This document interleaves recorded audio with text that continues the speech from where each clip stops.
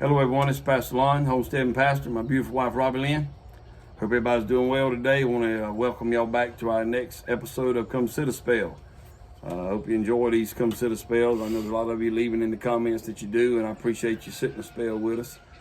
Out here on the front porch, as you can see, a lot of you said you liked it when we done it in the daytime, so we're going to try it again in the daytime. So it's Miss Al's gonna give a weather report. It's overcast right now and 72 and muggy already. This day is supposed to be 87 today. Yeah, 87. 87 today, and given the forecast for the next couple of days. 87 today and 48 Saturday. That's like almost 40 degrees difference. Yeah. And the rain chances are 15 today, 60 tomorrow, and 95 Saturday. And 40 Sunday, so we had to cancel our little Easter celebration. Yeah, here at the house Saturday, so we canceled that. And hopefully Bradley will get to do a little egg hunting Sunday, maybe. Yeah, but he's looking forward to that. But our regular service at 10 o'clock, of course, still on this coming Sunday, Easter Sunday, Resurrection Sunday, and we have our sunrise service scheduled for 6:30. I don't know how the weather's going to play a part in that, but nevertheless, we're going to be there. We're going to be there celebrating Resurrection morning at 6:30. We might not be able to physically see the sun, the sun come up because of the weather, but we're going to be there because of the what it means, the resurrection of Jesus Christ. So hope all of y'all have a good Resurrection Sunday, Easter Sunday this coming Sunday as well.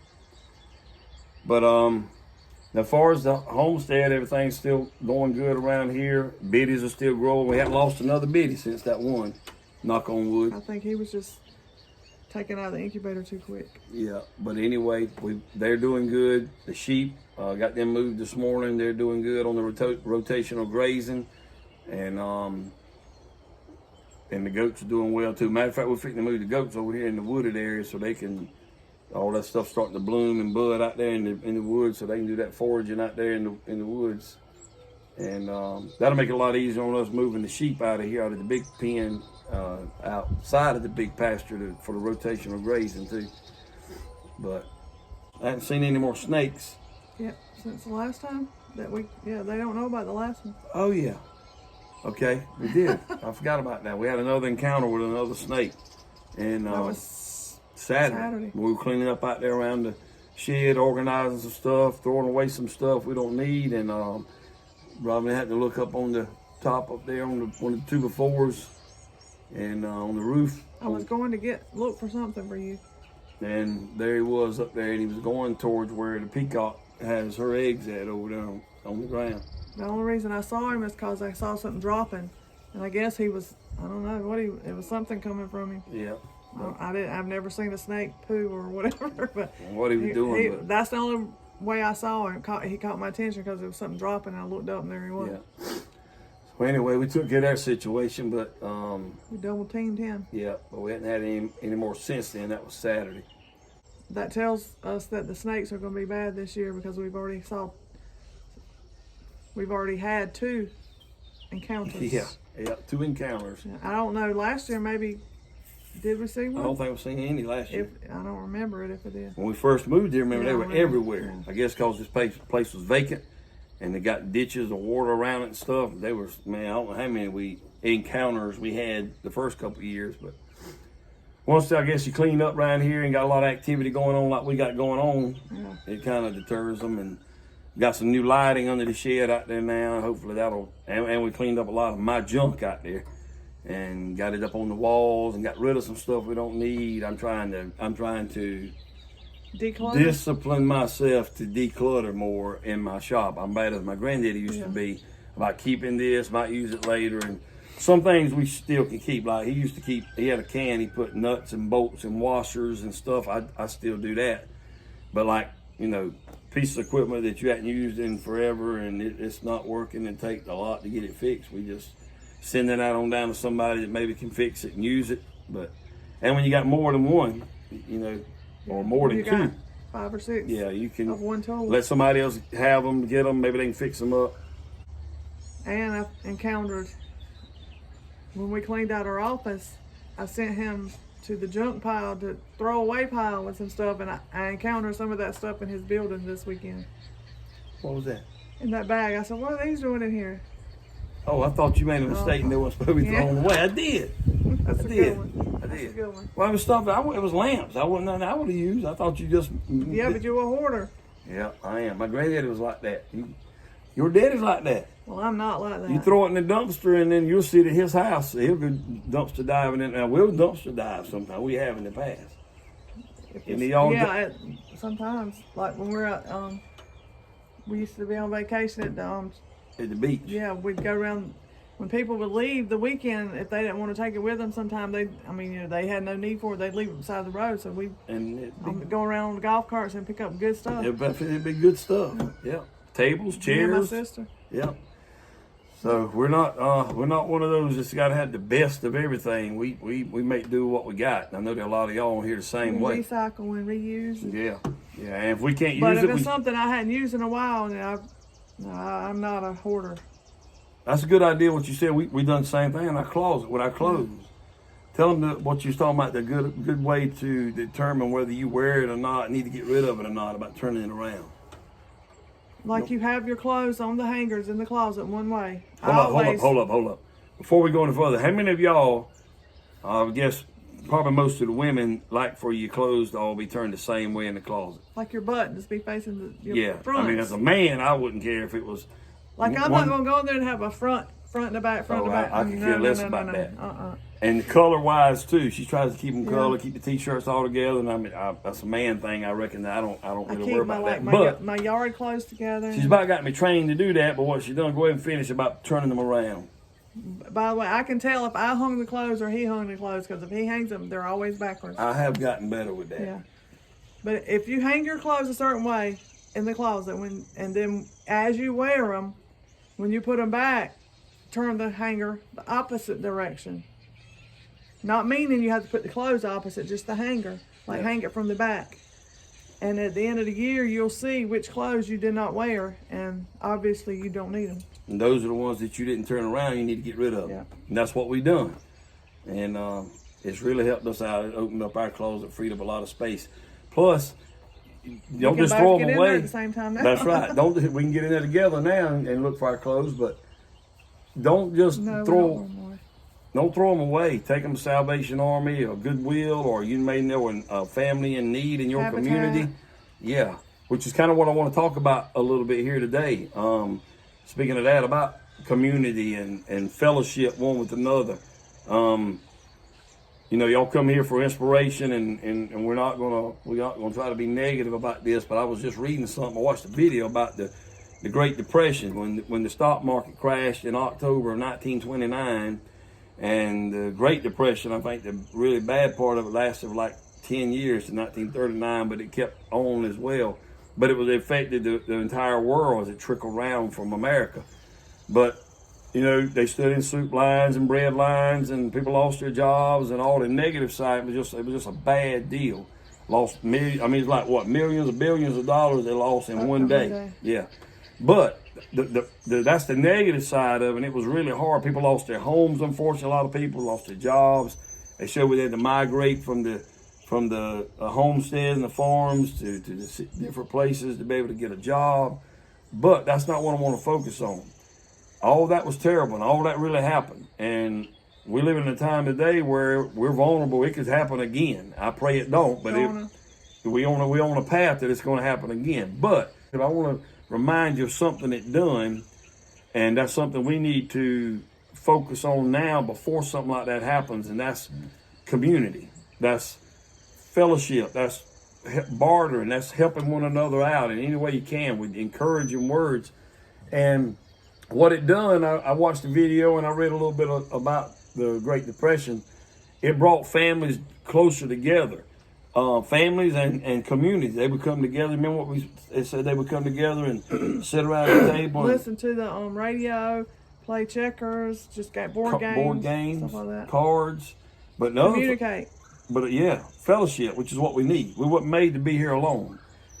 But also what jumped out to us was they planted community gardens. I remember back in the day when community gardens were a big thing in the communities, where several people get together, plant a big garden, and whomsoever will come and harvest out that garden. Because everybody's got a different trade. Everybody's got something different to bring to the table. So we need community. That's why I love the homestead lifestyle. Now, we don't have a lot of people in our area that do what we do. They probably more than we maybe have run up with, but there's not many. I rode by a place the other day and seen where they got, I didn't even know they had sheep. But I'm going to pay them a visit and kind of introduce myself to them and see what, maybe we can strike a relationship up with them, because they raise sheep like we do now. And they're not far down the road. Not far at all. So, but what it did, it made them plant community gardens. It made them come together, and the radio back then was the only thing they had to find out what was going on with current events in the world. And they would all, about like the Waltons, you know, they sit around and listen to that radio. But I believe that not in the too distant future, we may end up being more like that, depending on one another. Because people's gotten a day where it's me and my four and no more. You don't see family gatherings anymore, homecomings anymore. You know, and like I said, I'm not being negative, but that's something we've tried to do more of. That's one thing I can say about her family. Every Sunday, the majority of her family gets together still on Sunday and have a, how many people you think on a good day when everybody can be there like this? Well, the whole family's there. When we have them like at Thanksgiving, it's 20-something. Yeah, 20 plus, easy. But all of them are not Probably there more on than that. Sunday, but close to probably. But we still get together. That's what we call it in the country, have a get together. You know, everybody come together and fellowship. Community is very important and vital. And that is the opposite of what the government wants you to have. They want you to be isolated. We've seen that back in 2020. They want you to be isolated. Because when people get isolated, they have things run through their mind, and the devil can play tricks on your mind, make you think you're in this thing all by yourself. But you need fellowship. We need community. Whether it's growing a garden, planting a garden, having livestock. You know, I've had more people here lately asking about eggs and chickens and planting a garden. You know, they've actually, some of the people that used to look at me sideways are coming to me now asking me about chickens and where's the best place to get a chicken coop, or, you know, when's the best time to plant this or plant that, because some people are seeing the writing on the wall and they're waking up. They're seeing the importance of it. Mm-hmm. That's why I like having our men's and women's fellowship meeting in church. We used to have the men's meeting and the women's meeting. And, you know, they would do okay, but now we combine them together. We got the men and the women. You have, you know, just better turnout, and they can bring the kids too and have a good meal, good fellowship, and share the word of God. And that means a lot. I wish we could get back to having more dinner on the grounds at the church like we used to. Have those potluck suppers. Hobo suppers. Yep. That's the same as a potluck, hobo? Or people just call it something different? I guess. We always called them hobos. We used to have hobo, like a set-aside weekend. We'd have a hobo supper on Saturday at church. And that consisted of just different... Whatever you got to bring, put in the pot, I reckon. I guess that's that kind of the same way with the potluck. I'll have to look that up. But how about this? You remember when the preachers used to come to church, we'd get a pounding. Remember they called it that? Yeah. Have a pounding, you take them food and stuff like that? Yeah, like if we'd have an evangelist before he'd leave that weekend, everybody would bring him a pounding before he left, for him to take with him or whatever. That old saying, y'all, is still true today. United we stand, divided we fall. As a nation, as the world, as a nation, as communities, and as families. It trickles right on down. United we stand, divided we fall. Back then, when you were evangelist, that was a good thing to get that, because there wasn't a lot of money. You know, people didn't have a lot of money to give them, but they'd bring what they had. And also for the pastor's wife, the evangelist's wife, the ladies would come together and bring her just a little small gift, you know, and give her something to take back with her to remember the church by or whatever. Basket of goodies, whatnots. Yeah. Don't do it no more. We need to get back to doing that kind of stuff. We used to actually give our pastor that too. Like on Thanksgiving, we'd give him a pounding, or Christmas. In the future, I think they're going to be wanting that pounding. Really, I think every church should have a community garden. I agree. We got that field right beside our church. Feed the hungry. And it's really vacant, been layout field now for what, 2 years? Or more. Yeah, a couple of years. And I know the guy and his mama that owns it. I need to go to them and see if they'll let us disc that up or plant it or whatever. and just let whoever wants to go out there and get food, because, And probably nobody would go pick it. People so lazy these days. well, if it helped 2 or 3 though, it'd be worth it. If they got hungry, they would go get it. Yeah. But yeah, she's right. We live in, I think, and what I thought about too when I read that and watched that about the Great Depression, it would be 100 times worse now if that happened than it was back then, because we as Americans are so spoiled, rotten, entitlement generation culture we living in today. If something like that happened today, it would be very devastating. Many people wouldn't survive right off the bat. It would be bad. I just told you the other day, if we were to have my throat's got something in it. If we were to have like the grid go down or whatever, that would really, I know it'd be tough in a lot of ways, but in a lot of ways it would be a blessing, because that would cut out all the games and phones and TV. You'd have to come together to communicate. Well, that's what happened with the Great Depression. Yeah. They started didn't coming have together. phones and stuff like that, but whatever was occupying their time, they come together. yeah, because the dads weren't working, they didn't have jobs, they spent more time together. And because they wasn't prepared for something like that, because the roaring 20s, they were like living it up. Everything was, electricity, refrigerators in the homes. Remember we talked about that? And then what I didn't really understand about that is that a lot of the dads, the fathers, abandoned the wife and children, and because of being ashamed. But to me as a man, I'd be more ashamed if I abandoned my wife and children than I would be if I was there and I couldn't provide. I'd do something to provide. They felt so bad because they couldn't provide for them, so they just left them. So they lived like hobos. So that's right. So the message in that though is we need to be preparing now. So if something like that happens, you won't be ashamed. You'll be able to supply the need for your family. Yeah, because it's going to be tough if you can't. Putting up some extra food. You hear lots of YouTubers on here that encourage you to, start a pantry or keep adding to your pantry and do stuff. We push that too. I mean, it's not a fearful thing, but it's just common sense. You need That's to just prepare. the way to live. It is just the way. Let's have extra. I'm always about having extra. It shouldn't be a big deal just to have extra in your pantry. No. That should be just normal living. Yeah. You shouldn't have to go to the grocery store every time you cook a meal. Cook a meal, fry an egg, or yeah. You should have the basics in your pantry. And man, we got a lot of good feedback on that water glass and those eggs when we opened them up the other night. And some people had heard of it, some people never heard of it. And I had some people that worked with me. They Googled it, and they said that thing went back either to the early 1800s or 1700s, where they were water glass and eggs. And I never did figure out what the guy told me. They used something else. I can't remember what it was to preserve those eggs back in the day. Because, they didn't have everything we have. They didn't have the things we have today. But as the Patriot nurse has said on her video before, and I still believe that to be true today, the ways to the future are the ways of the past. You think about it. Not everybody, but a lot of people you talk to, they want to go back to the old ways. And I made a little bit of a joke about it the other day in church about, you got these people that living high on the hog, what we call it, living above their means is what that means here in the South, living high on the hog. But they see people having a genuine homestead, a real working homestead, where you got to go out and feed the animals, and you got to till the garden. We live like that, and we're not homesteaders compared to some other homesteaders that's doing it more than we are. But there's a lot of people that just because they got a goat in the backyard or plant a tomato plant, they consider themselves a homesteader, or they want to feel like they're living that way. But if bad times come, they'll find out right quick they're not a homesteader. Well, people see us the same way. The ones that are really... Maybe the ones that are really into it, they think we the same way you think those people are. Well... We're not over near where they think we need to be, but... We're not where we need to be. We're a lot better than we used to be. Yeah. I've seen some of the bigger homesteaders talk about, we think we're homestead. Hey, we're wannabes anyway. We're trying. We're moving forward. We're moving to that. Was it sodium silicate? That's it. Yeah. Say that again? Sodium silicate. Yeah, that's what the guy told me they used back before when they didn't have the pickling line. I don't know where that comes from. I don't know either.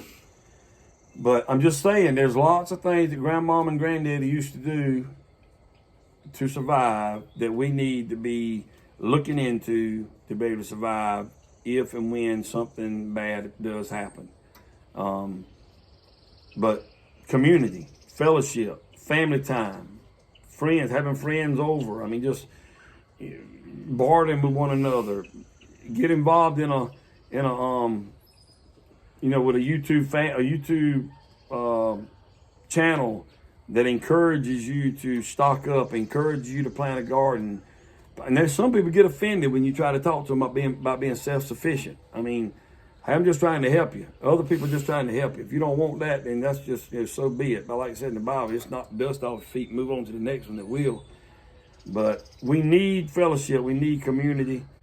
There was something used to have in Society Hill where people come together and they had festivals and by like the farm where you live. And it looks like we might be going to be able to go to that. And Bill and them just went down there to Dothan, Alabama, I think it was, to Keeper of the Old Ways. That's what it was, I think. And it's just, there's a family down there. I can't think of the name of them. I've been watching their videos some, and that's really what made me think about community. I've been thinking about that anyway when I watched that about the Great Depression. But then that just kind of added to what I was thinking about. They have like a compound where their family, they all live there, and they're all about making a garden. They're all about raising animals.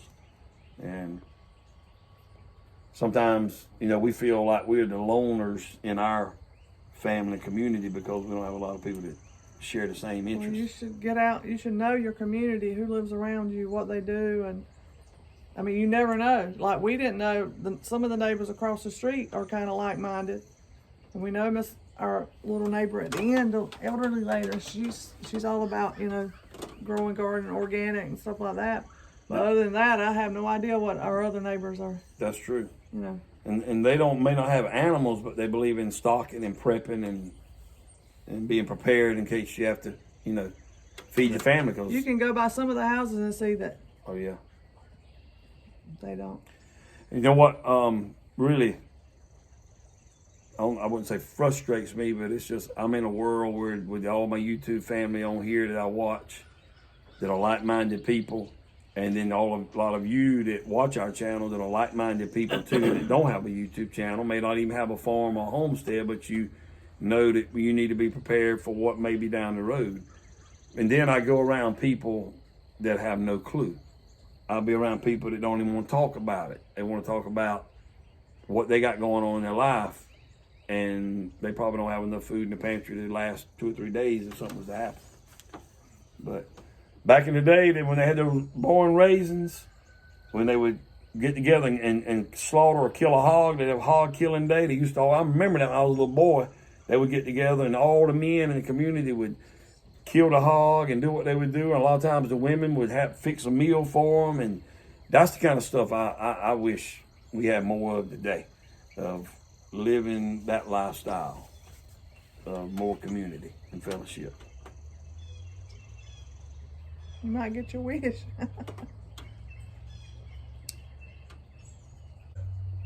One of the best moves we've made for us is just because it really kicked us off on getting started on the rotation of grazing. I mean, that's, as I think about that community with Ben and Denise, we bartered with them for some cows for some sheep.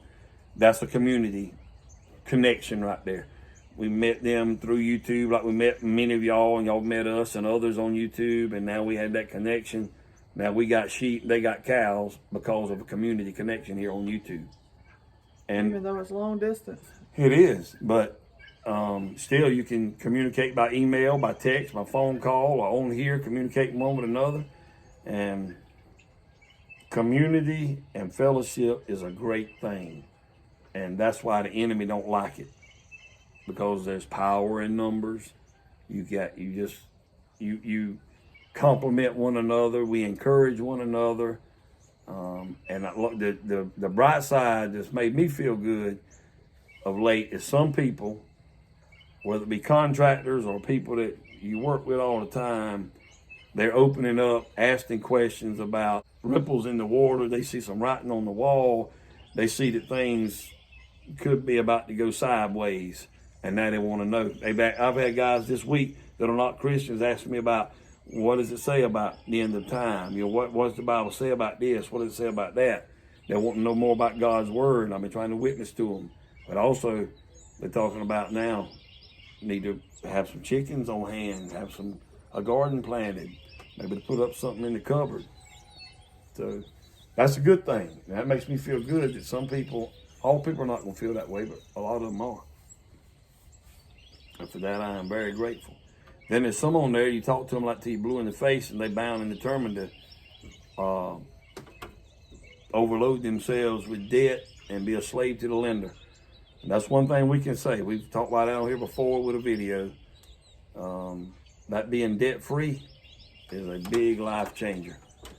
That being debt-free relieves a lot of stress. Don't it? Yep. I hope y'all enjoyed this Come Sit a Spell. May God richly bless you the rest of this day and the week to come. But focus on community, family, and friends. Have some get-togethers. Communicate with one another here on YouTube. Any other social media that you can. But community is a great thing. There goes the yawning in the daytime, so must be me. No. Instead of the. But anyway, we love and appreciate you all. We're praying for y'all. Y'all pray for us. And until next time, remember, Jesus Christ loves you. And Jesus Christ is the answer for any and everything you're going through in life. Amen. Y'all have a wonderful day. Bye-bye.